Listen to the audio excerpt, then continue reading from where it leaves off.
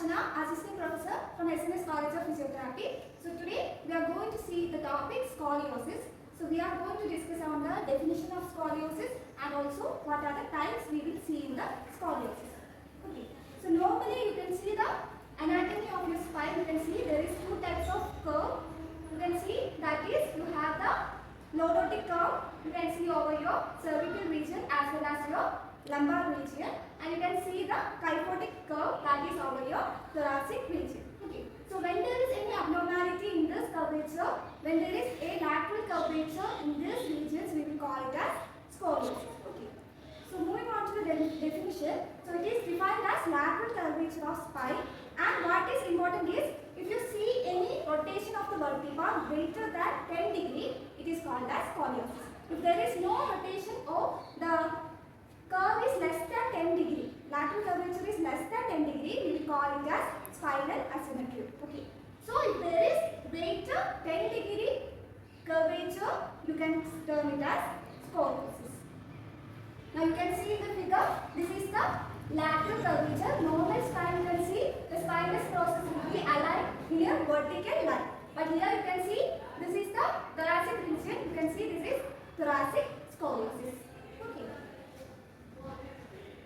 Now you can see the types of scoliosis. Again, at the region of location, you can divide the scoliosis into different types.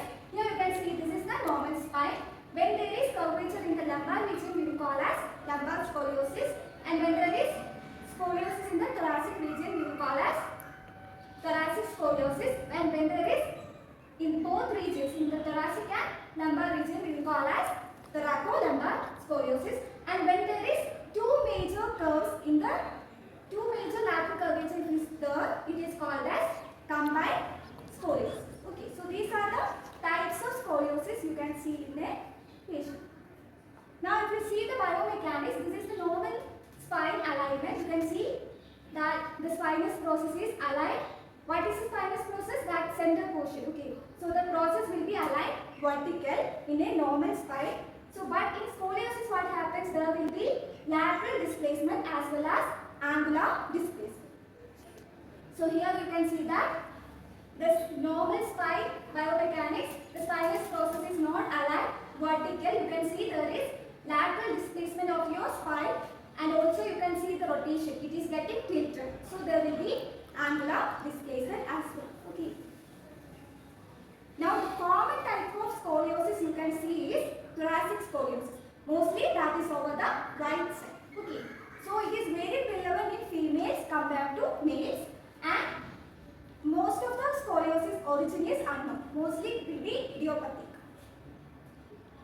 Now we can see the patterns as we have discussed this again: thoracic curve, thoracolumbar curve, lumbar curve, and if you have double major curve, it is called as combined scoliosis.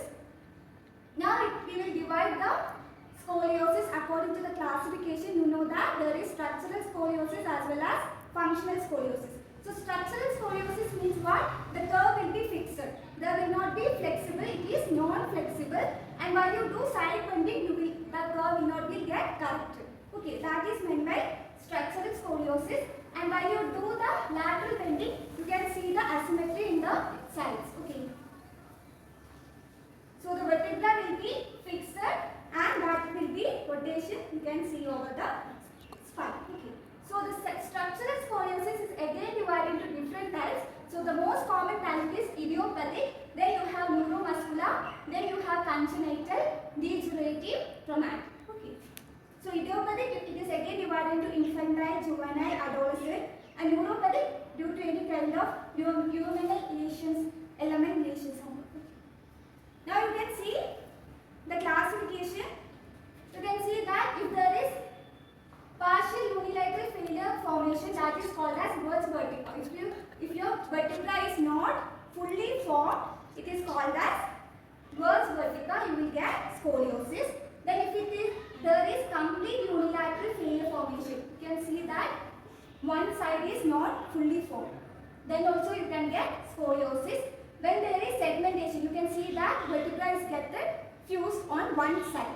That time also you will get scoliosis. And you can see if there is both the side fusion, you will get bilateral, fusion, you will get scoliosis. So these are the classifications, types you can see in the scoliosis. Hope you understood the class. Thank you for cooperation.